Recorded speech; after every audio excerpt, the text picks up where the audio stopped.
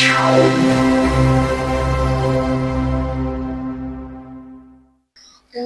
up, Comaristas? Welcome to our Season 3, Episode 2 of Komwentuhan.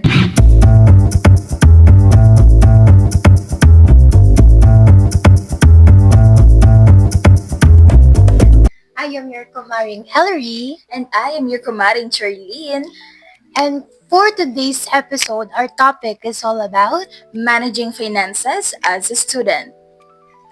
So, I have prepared some questions here, partner. So, the first question is your allowance weekly or monthly? Ang sa sitwasyon ko, partner, it's weekly. Weekly. And how much is it? 500 weekly. Basically, 100 a day. Kasi wala namang kakong class ng Saturday and Sunday. 100 a day? Yes. How about you, partner? Actually, my allowance is also weekly. But it is higher than Lamay yours. ba't? Huwag kayo. It's 2,500. Pero like, hindi ko siya magastos like in 2,500? Oo. For real? Oo. Madami Diba? na po akong parcel na mabibili dyan, guys. O, sige. So, pero like, hindi ko man siya magastos, kid. Pero nag-save ka? Yes. Okay. So, next question is, who usually gives you the money? Your parents, relatives, or what? Relatives, yung nanay ko, yung nagpaparal kasi sa akin is from ibang bansa din. So, yung nagbibigay ng allowance is si nanay. Nanay, lola. Nanay, lola. Oh. Kapatid ng lola ko talaga. So, sa akin naman, in my situation, tita ko from abroad.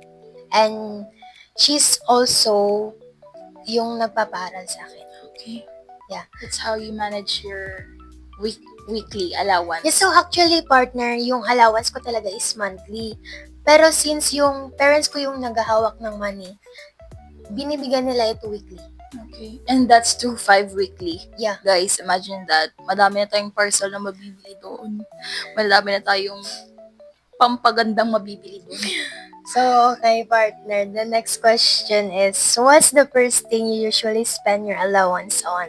Siyempre, dahil student tayo, yung mga kailangan like food sa school, yung mga, halimbawa, nagpapaprint ako, inuuna ko talaga yon more than anything else. Yeah. Yung mga personal na bagay na kailangan sa school, di ba? And also, How about you, partner? like, pareho lang din sa'yo, partner. Like, di ba, if need magpa-print ng something or nagpa-pay din ako, nagpa-print din ako sa labas, and also, I'm buying things din. And yun pala, guys, isa pa pala, 'di ba, yung elementary tayo, high school tayo, once na-receive natin yung allowance natin, unang-una talagang pupuntahan is canteen. Ako Yes. talaga, canteen talaga. Na-receive ko na yung allowance ko, pupunta agad ako ng canteen, kakain na yung cravings. Cravings! So, tapos masaya na tayo niya sa 20 pesos lang na bata pa tayo nun eh. O, Oo. 'di ba? Alam natin yung malaking difference talaga nung pagtungtong talaga natin sa college, 'di ba? Yeah. Kasi Nakakahawag tayo ng malaking pera, tumataas din kasi yung mga bilihin nowadays. So, the next question is, that's exciting to, partner. Are you more a spender or a saver? Tinatanong ko ba yan? Siyempre, I'm more of a saver. Saver talaga ako, guys. Like, sa 500 na weekly ko na yun, meron pa ako matitira ng 50 pesos, 100 pesos pagdating ng Saturday. And iniipon ko yon each time. Okay? Nilalagay ko sa GCash ko. Sa Gcash? Ay, sa Yes. Gcash? Essential na may GCash ka, ha? Kasi, parang yun, wala kasi akong yung card. Meron ka? Wala. Bonus card. Bonus card. Essential yung GCash sa akin kasi kapag may nasisave akong pera, doon ko nilalagay. Parang bank account ko na siya. Oo. Oo. Para ginawang alkansya yung Gcash, guys. So, ako, to be honest, I'm more on a spender. Alam mo ba bakit, partner? Bakit? Kasi, like, nag-roam around ako sa mall, ganun. Mahilig ako bumili ng... Yeah, guys. kahit Kasi hindi ko malapit kailangan. yung mall sa school namin. And sa boarding house niya. Yeah. Like, walking distance lang siya, ganun. So, if after class partner is nagalabas ako for coffee talaga. Like, I can't live Ano without tawag coffee. siya? Ano dyan? Wait lang. Coffeeholic? Coffeeholic! Wait lang, kasi mahilig siya sa kape, Oo. di ba? Like, kung mahilig ka sa alcoholic. Yeah. Sige na. Full na ng caffeine yung katawan ko. Okay, so the next question is, walk me through a typical month. How long does your allowance last? Well, may allowance last. Weekly din. Okay, every day. Oo. Minsan, may situation din pala na pag hindi ko talaga na-manage yung allowance ko kasi may sudden na babayarin sa school, may sudden na ganito, may papaprint ka, may babayaran ka na ganito. Which, ang ginagawa ko talaga is, halimbawa, absent ako sa ganitong day kasi medyo walang Schoolworks, ganun. masyado. So, absent ako ganitong day, nakasave ako sa allowance na yun. Save 100 pesos Save 100, di ba? So, kasi ginamit ko naman for good yung yung allowance ko na yun. Pero di namin ina-advise na mag-absent. Yes, guys. Huwag talaga, guys. Lalo na pag college na kayo, like, kahit... Attendance will help your grades. So, Alam niyo na yun. ako, Partner, RK ka, no? Hindi. RK, rich kid. 2.5 yung niya, guys. Yung weekly niya. pero syempre may matitira sa ano. Mas malaki ba yung yung allowance niya kaysa sa mga labandera, no? Paano Uy. namamanage niya pa din? May saving. The good point is, nakakapag-save pa rin siya.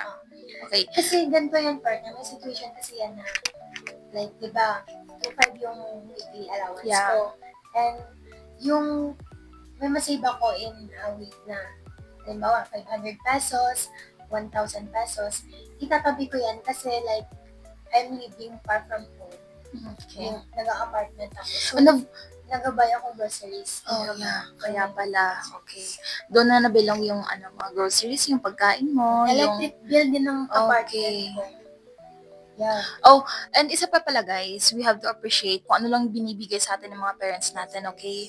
Huwag tayong mag-demand ng, ganito kasi, yung classmate ko may ganito siya. Huwag tayong magde-demand ng ganun kasi hindi po tinatae ang pera, guys. Naghihirap po yung mga parents natin ipadala tayo sa school.